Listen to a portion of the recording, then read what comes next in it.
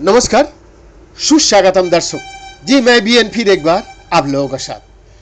अच्छा स्वस्थ आहार और पर्याप्त व्यायाम और नींद पर निर्भर करता है। इन घटकों का बीच स्पष्ट संबंध है। उदाहरण के लिए अच्छा पोषण व्यायाम के लिए ऊर्जा प्रदान करता है और कई लोग रिपोर्ट करता है कि पर्याप्त व्यायाम करना उनकी पर्याप्त नींद लेने की क्षमता के लिए महत्वपूर्ण है। तो पोषण नीति को कैसे प्रभावित कर सकता है? एक नए अध्ययन में फलों और सब्जियों के सेवन और नींद की अवधि का बीच संबंध पर गौर किया गया।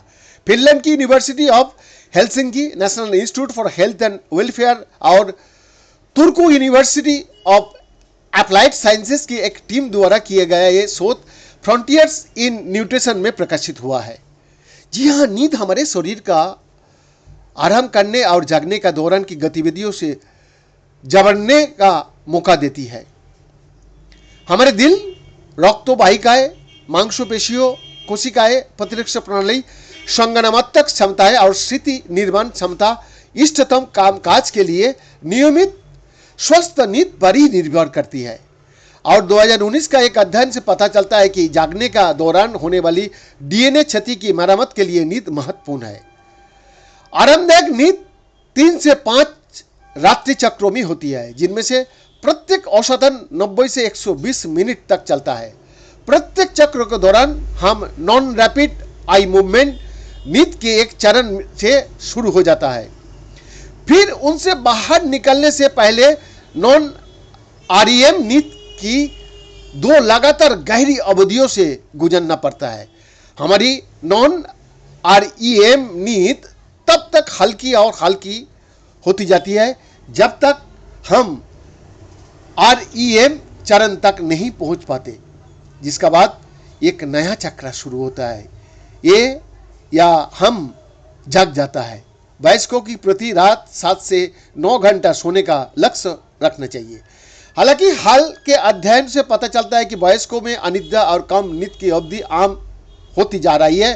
तनाव, फास्ट फूड का सेवन और गतिहीन जीवन शैली जैसे कारकों का एक कारण है। नींद की कमी एक सार्वजनिक स्वास्थ्य चिंता के रूप में उभर रही है, जो हृदय रोग, कम संगठनात्मक क्षमता और सभी कारणों से मृत्यु दर में वृद्धि से जुड़ा हुआ है।